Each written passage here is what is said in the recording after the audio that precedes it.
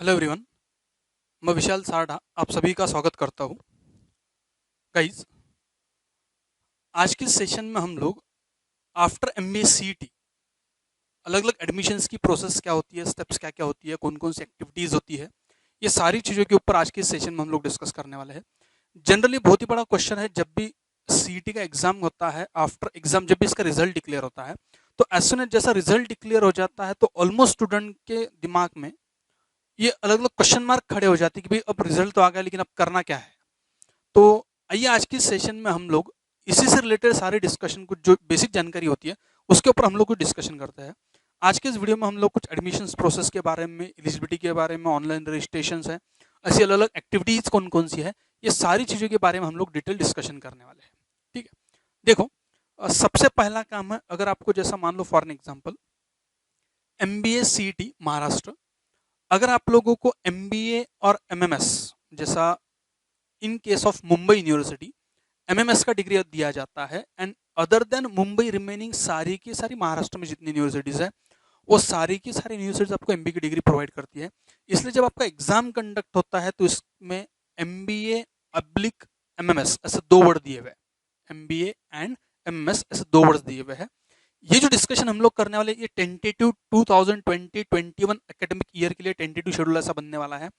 ध्यान से देखना, अभी तक पूरा डिटेल अनाउंसमेंट कहीं पर हुआ नहीं है, बट ये जो सारा स्ट्रक्चर हम लोग डिस्कस करने वाले हैं, इसी तरह का स्ट्रक्चर ऑलमोस्ट हर साल फॉलो किया जाता है। ठीक है, सबसे पहला काम, अगर अपने को MBA और MMS कोर्स के लिए अगर आपको एडमिशन लेना है तो एक बेसिक एलिजिबिलिटी क्राइटेरिया क्या होता है, यहाँ से हम लोग इसको शुरुआत करते हैं। ठीक है, सबसे पहला काम होता है, अगर आपको लेना है तो पॉइंट नंबर 1, एक मिनिमम 3 इयर्स डिग्री, ग्रेजुएशन की डिग्री फ्रॉम रिकॉग्नाइज यूनिवर्सिटी आपके पास में होना चाहिए। एनी डिग्री है, वहां पर सिर्फ क्या लिखा, pass, minimum 3 years duration bachelor degree. अब मिनिमम 3 इन द सेंस जैसा BA BCom BSc ये हम लोग एज्यूम कर सकते हैं। कुछ डिग्रीज 4 इयर्स वाली भी होती है, जैसा इंजीनियरिंग है, बीटेक है, इस टाइप से कुछ डिग्रीज है जो 4 इयर्स की भी होती है। तो बेसिक रिक्वायरमेंट क्या होता है, मिनिमम 3 इयर्स वाली डिग्री। किसी ने 2 साल का कोई डिप्लोमा किया होगा तो वो लोग MBA करने के लिए एलिजिबल नहीं है।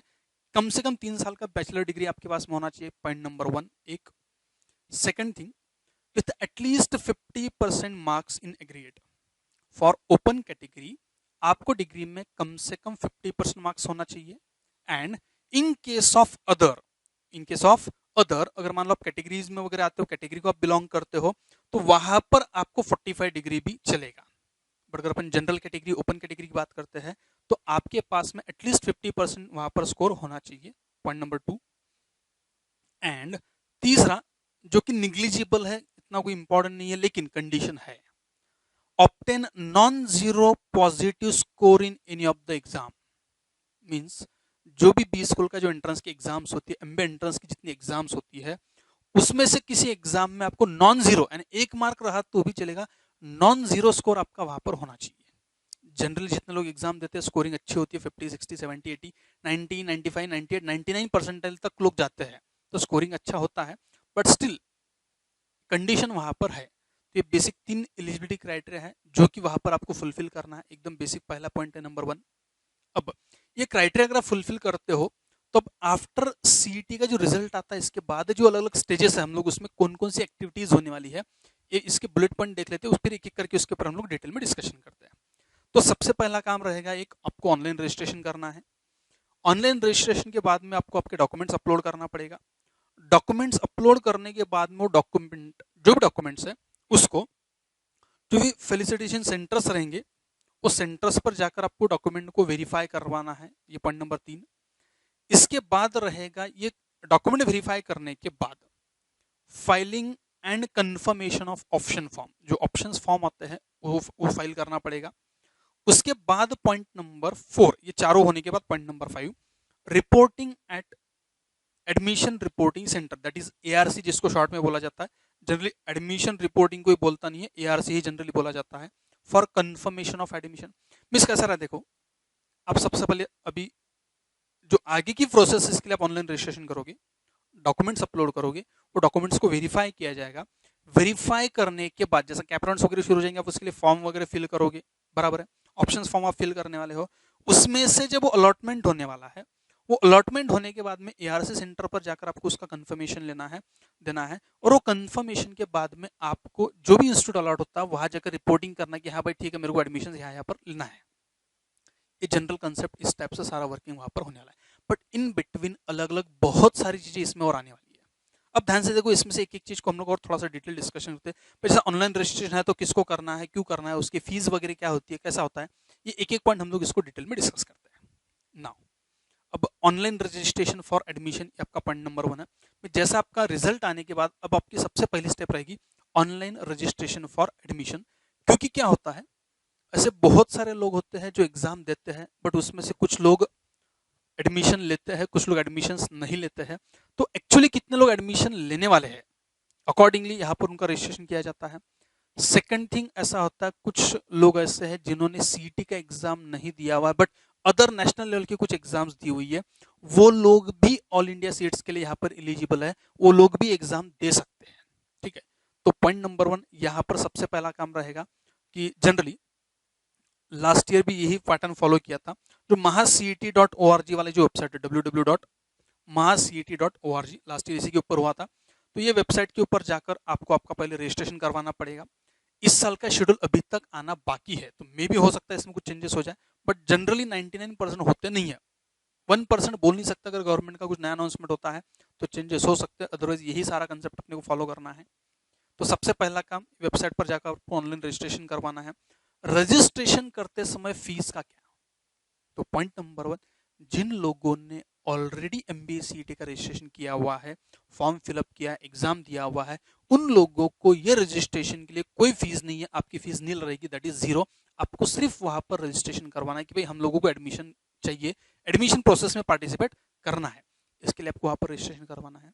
ये जनरली जिन लोगों ने एमबीए सीईटी का एग्जाम दिया हुआ है उन लोगों के लिए। देन ऐसे कुछ लोग हैं जिन्होंने एमबीए सीईटी का एग्जाम नहीं दिया हुआ है। जैसे देखो यहाँ पर क्या लिखा हुआ है, candidates who have obtain score which is valid for admission in academic year 2021 in CAT, GMAT, CMAT, MAT, XAT, ATMA, इस टाइप के नेशनल लेवल की भी कुछ एग्जाम्स कंडक्ट होती है। अगर ये एग्जाम्स आप लोगों ने दिया हुआ है but have not register for MBA MMS CET 2020, but अगर आपने सीईटी के लिए रजिस्ट्रेशन नहीं किया हुआ है, सीईटी का एग्जाम अगर आपने नहीं दिया हुआ है, तो आप लोगों को यहाँ पर एडमिशन फीस पेड करना है। ठीक है, और ये जो एडमिशन फीस आपको पेड करना है, स्ट्रिक्टली ये पूरी फीस आपको ऑनलाइन बैंकिंग के थ्रू, जैसा for example credit card, debit card और नेट बैंकिंग, इसी के थ्रू ये सारे पेमेंट्स आपको वहां पर करना है।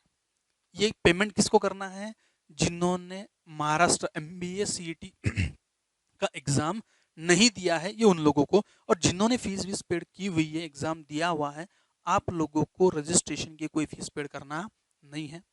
नाउ फीस पेड करना है तो कितनी, तो जनरली जनरल कैटेगरी में जितने कैंडिडेट्स आते हैं, general candidates from Maharashtra state और आउटसाइड महाराष्ट्र स्टेट्स, और जो भी अलग अलग लोग वहां पर आना चाहते हैं, उनका फीस रहेगा वहां पर 1000 फॉर जनरल कैटेगरीज। मान लो जो कैटेगरीज में आते हैं, SC ST OBC वगैरह, जितनी भी अलग अलग कैटेगरीज वाला केस आता है, जो भी गवर्नमेंट के हिसाब से जो भी स्कीम्स वगैरह चलती है, वो जितने भी लोग उसमें आते हैं उनकी फीस रहेगी ओनली 800 रुपीज। जैसा इसमें अपन बैकवर्ड क्लासेस में आप SC ST NT VJNT वगैरह, ये जितनी भी गवर्नमेंट्स के हिसाब से आते हैं, इनका फीस रहेगा वहां पर 800। एंड इसके अलावा कुछ NRI होते हैं, OCI POI, ये जो लोग होते हैं, इन लोगों का फीस रहेगा रजिस्ट्रेशन के लिए वहां पर 5000 रुपीज। ये रहेगा आपको एडमिशन प्रोसेस में पार्टिसिपेट करने के लिए, ऑनलाइन रजिस्ट्रेशन आप करोगे उसका फीस स्ट्रक्चर। नाउ अब हम लोग क्या करते हैं, देखो एडमिशन प्रोसेस में अगर आप पार्टिसिपेट कर रहे हो, तो जैसा आपने बोला ऑनलाइन रजिस्ट्रेशन करना है, तो ये फीस भी मैंने बता दिया, इसके थ्रू आप ऑनलाइन रजिस्ट्रेशन करोगे। रजिस्ट्रेशन करने के बाद आपको डॉक्यूमेंट्स अपलोड करवाना है। अब जब डॉक्यूमेंट अपलोड करना है तो कौन कौन से डॉक्यूमेंट्स आपको लगने वाले हैं, इसके ऊपर हम लोग थोड़ा सा डिस्कशन करते हैं। और डॉक्यूमेंट की जो लिस्ट देखो, डॉक्यूमेंट की लिस्ट ये बहुत बड़ी है, बट इसमें से हर डॉक्यूमेंट हर एक के लिए नहीं आएगा, ध्यान से देखना। एक एक पॉइंट नंबर 1, यहाँ पर मैंने पूरा चार्ट बनाया हुआ, एक एक करके मैं डॉक्यूमेंट लेता हूँ, वो डॉक्यूमेंट किस किस के लिए एप्लीकेबल है, ध्यान से देखना। पॉइंट नंबर 1, जैसा SSC मार्कशीट, SSC मीन्स आपका जो 10th का मार्कशीट होता है, ये मार्कशीट, तो ये मार्कशीट आप चाहो ओपन कैटेगरी को बिलोंग करते हो, ABC में आते हो, SC ST OBC वगैरह वगैरह, जो भी आपका कंसेप्ट है, हर किसी को 10th की मार्कशीट कंपलसरी रहेगी। In the same way HSC that is 12th हम लोग बोलते हैं, ये 12th का भी मार्कशीट आपको वहां पर लगेगा, ये सबके लिए कंपलसरी रहेगा। पॉइंट नंबर 3 आता है ग्रेजुएशन का मार्कशीट। नाउ अब ग्रेजुएशन की मार्कशीट कंपलसरी सब लोगों के लिए, लेकिन एक पॉइंट ये है कि जिन लोगों ने जस्ट अभी अभी फाइनल ईयर का एग्जाम दिया हुआ है, बट जैसा हर साल का कंसेप्ट होता है दिया हुआ है बट रिजल्ट वेटिंग में है, रिजल्ट अभी तक आया नहीं है। नाउ इस साल तो बिकॉज ऑफ लॉकडाउन अभी तक एग्जाम भी हुआ नहीं है, तो इट मे भी हो सकता है आप लोगों के पास में डिग्री ना रहे, मार्कशीट नहीं रहेगी, ठीक है।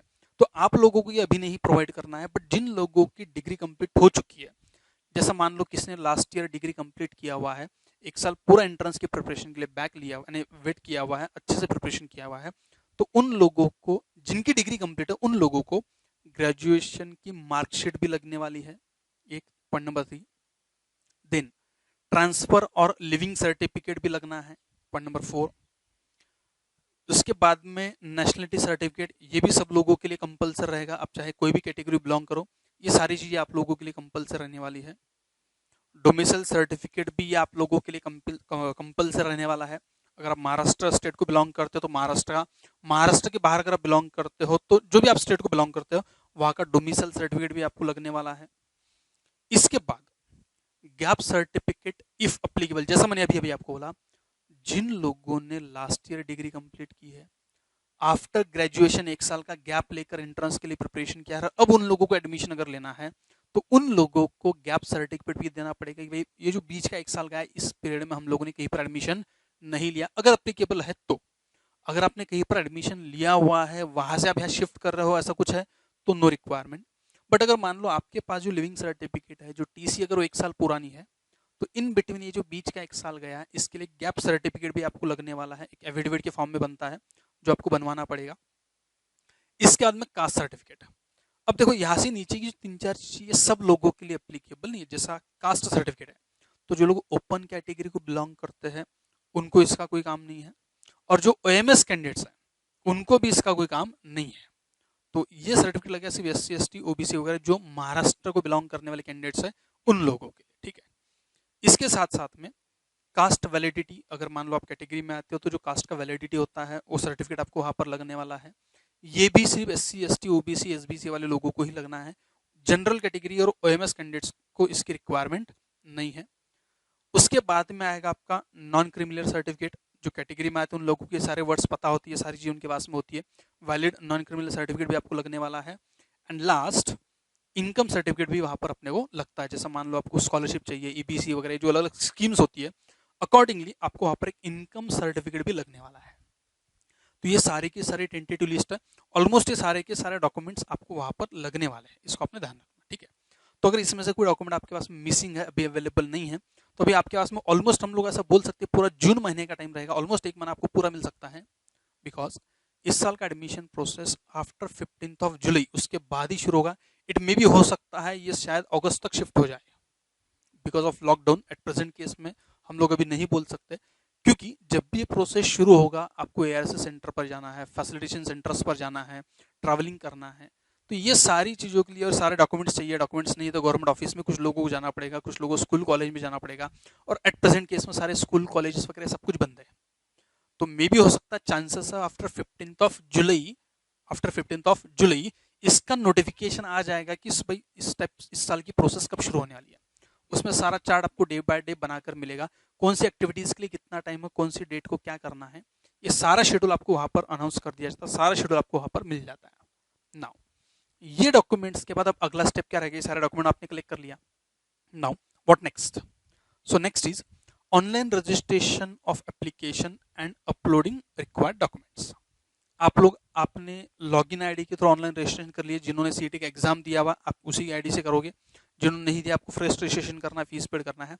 ऑनलाइन रजिस्ट्रेशन करने के बाद में रिक्वायर्ड डॉक्यूमेंट्स, ये जो मैंने लिस्ट बताया इसमें से जो जो डॉक्यूमेंट्स आपको लगने वाले हैं वो सारे डॉक्यूमेंट्स आपको वहां पर वेबसाइट पर अपलोड करना है, ठीक है। अब अपलोड करने के बाद देखो क्या है, आपने अपलोड तो कर दिया, document verification and confirmation of application form for admission. अभी क्या कंसेप्ट है, आपने डॉक्यूमेंट्स अपलोड कर दिया बट वो डॉक्यूमेंट्स आपको वेरीफाई भी करवाना है, वेदर आप लोगों ने जो डॉक्यूमेंट्स अपलोड किए वो सही है गलत है, इसका वेरिफिकेशन भी तो होगा ना। तो वो जो वेरिफिकेशन वाला प्रोसेस होता है, इसके लिए आपके पास में दो ऑप्शंस रहते हैं। जो लोग महाराष्ट्र स्टेट को बिलोंग करते हैं या जो ऑल इंडिया सीट्स के लिए आते हैं, ऑल इंडिया सीट्स के थ्रू जिन लोगों को एडमिशन लेना है, उन लोगों को ये डॉक्यूमेंट वेरिफिकेशन, जितने भी ये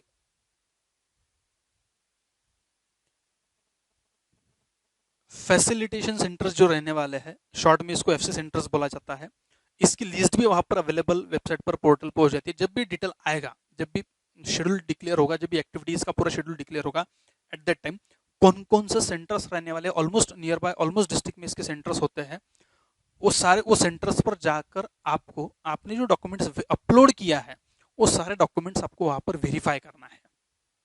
वेरीफाई करना इन द सेंस वहां पर क्या क्या होगा, आगे मैं कुछ इंपॉर्टेंट पॉइंट डिस्कस करूंगा, उसके अंदर वो सब कुछ लिखा हुआ है, मैं आपको एक एक पॉइंट सारा एक्सप्लेन करता हूँ। वो आपको वहां पर जाकर वेरीफाई करवाना है, along with print out of online fill and submitted application form copy of uploaded document. Means आप जब डॉक्यूमेंट अपलोड करोगे तो ऑनलाइन सबमिशन का कॉपी आता है, वो लेकर आपको वहां पर जाना है। एंड जो लोग ये एनआरआई वगैरह वगैरह, जम्मू कश्मीर बोलो, एनआरआई बोलो, पीआईओ, ये सारी कैटेगरीज में आते हैं, इन लोगों के लिए एफसी सेंटर्स की फैसिलिटी अवेलेबल नहीं रहेगी। इन लोगों को ये सारा प्रोसेस कंप्लीट कराकर इनके डॉक्यूमेंट्स, जैसे लास्ट ईयर ये सारा प्रोसेस ये मुंबई में सिडनम इंस्टीट्यूट होता है, यहाँ पर इन लोगों को बाय पोस्ट या बाय कुरियर के थ्रू भेजने के लिए बोला था। मे भी हो सकता है इस साल भी सेम पैटर्न रहेगा, अदरवाइज हो सकता है इंस्टीट्यूट अगर चेंज हो जाए तो ऐसा हो सकता है, अदरवाइज ये सेम इंस्टीट्यूट वहां पर हो सकता है। तो आप लोगों को अपलोड डॉक्यूमेंट्स अपलोड करना है, फॉर्म फिलअप करना है, उसका प्रिंट आउट लेना है, और वो पूरी की पूरी जो सेट बनेगा वो आपको director सिडनम institute of management studies and research, ये मुंबई का कॉलेज है, वहां पर आपको भेजना पड़ सकता है। ये कंसेप्ट किसके लिए है, जिन लोगों को नॉर्मल मिस एनआरआई वगैरह ये कैटेगरीज में एडमिशन लेना है, ये सिर्फ उन लोगों के लिए है। जनरली जितने महाराष्ट्र या इंडिया में जितने लोग बिलोंग करते हैं, उन लोगों को डायरेक्ट डायरेक्ट जो भी फैसिलिटेशन सेंटर्स रहेंगे, वो सेंटर्स पर जाकर ही अपने डॉक्यूमेंट्स वेरीफाई करवाना है, आपका काम हो जाएगा। इसके बाद ये सब करते समय इंपॉर्टेंट पॉइंट्स क्या है, आपको क्या क्या ध्यान में रखना है। तो सबसे पहला पॉइंट देखो, ऑल टाइप्स ऑफ कैंडिडेट्स, सारे कैंडिडेट्स की बात हो रही है, all types of candidates aspiring for admissions under CAP seats, means CAP round के थ्रू जिन लोगों को एडमिशंस लेना है। अब कैप राउंड के थ्रू ऐसा मैं क्यों बोल रहा हूँ, क्योंकि हर इंस्टीट्यूट में कुछ मैनेजमेंट कोटा भी होता है, कुछ इंस्टीट्यूट्स माइनॉरिटी में भी आते हैं। तो जो इंस्टीट्यूट माइनॉरिटी में आते हैं, अगर आपको माइनॉरिटी में एडमिशन लेना है तो कंसेप्ट अलग आ गया, आप मैनेजमेंट कोटा के थ्रू एडमिशन ले रहे हो, वो कंसेप्ट अलग आ गया। बट जिन लोगों को कैप राउंड के थ्रू एडमिशन लेना है, उन लोगों ने क्या ध्यान से देखना, क्या लिखा हुआ है, कैप सीट्स शैल रजिस्टर, सबसे पहले on registration, document verified and application form confirm. ये तीन चीजें याद से आप लोगों को करना है, इसको ध्यान, जैसे ऑनलाइन रजिस्ट्रेशन, डॉक्यूमेंट वेरिफिकेशन होगा आपका फैसिलिटेशन सेंटर्स के ऊपर, और एप्लीकेशन फॉर्म कंफर्मेशन। ठीक है, फॉर्म कंफर्म भी करना होता है सारी प्रोसेस होने के बाद। At any designated facilitation centres such eligible registered candidate shall be consider for CAP merit and admission through CAP. जिन लोगों ने ये तीनों स्टेजेस फुलफिल की है, तीनों स्टेजेस कंप्लीट की हुई है, ऑनलाइन रजिस्ट्रेशन भी किया हुआ है, डॉक्यूमेंट वेरीफाई भी करवाया है, और एप्लीकेशन फॉर्म कंफर्म भी किया हुआ है, उन्हीं लोगों को कैप राउंड के लिए एलिजिबल बोलकर कंसिडर किया जाएगा। ये आपका सबसे इंपॉर्टेंट पॉइंट है, ध्यान रखना है, तीनों चीज आपको मिस नहीं करना है। इसके बाद point number 2, in case of children of ये एनआरआई, ओसीआई, पीआईओ, ये जो भी अलग अलग स्ट्रक्चर्स दिए हुए, अलग अलग कैटेगरीज दी हुई है, after registration and confirmation of their application at facilitation centres shall approach directly to the institutes for admission where such quota is granted by the appropriate authority। ये एक पॉइंट है। एंड तीसरा पॉइंट है कि इस type के जो लोग हैं, इनकी जो लिस्ट है, सीईटी सेल में publish the list of such registered and eligible candidate separately on website.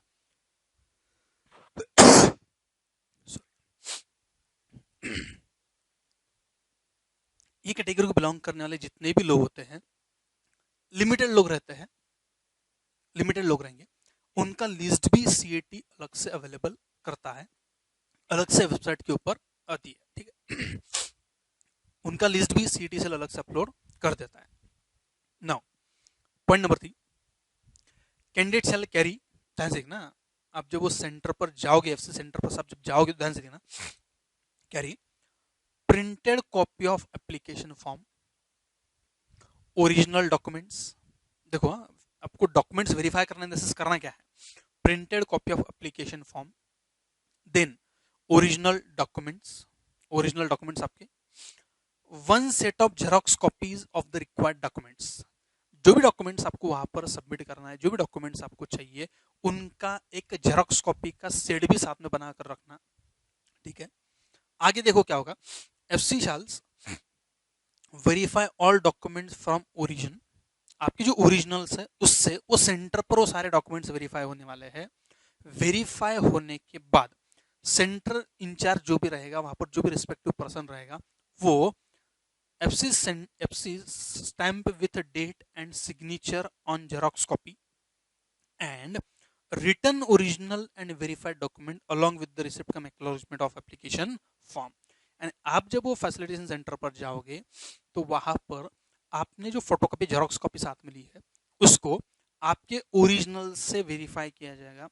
जो भी इंचार्ज वहां रहेगा, जो भी रिस्पेक्टिव अथॉरिटी, जो भी पर्सन वहां पर रहेगा, वो सारे डॉक्यूमेंट वेरीफाई करने के बाद उसके ऊपर स्टैंप लगाएगा, उसकी साइन करेगा, विथ डेट वो सारे नोट लिखेगा एंड उसका एक एक्नॉलेजमेंट भी आपको देने वाला है कि भाई ये आपने प्रोसेस कंप्लीट किया, आपका डॉक्यूमेंट पूरा वेरिफिकेशन हो चुका है, इसका प्रूफ भी आपके पास में वहां पर रहेगा।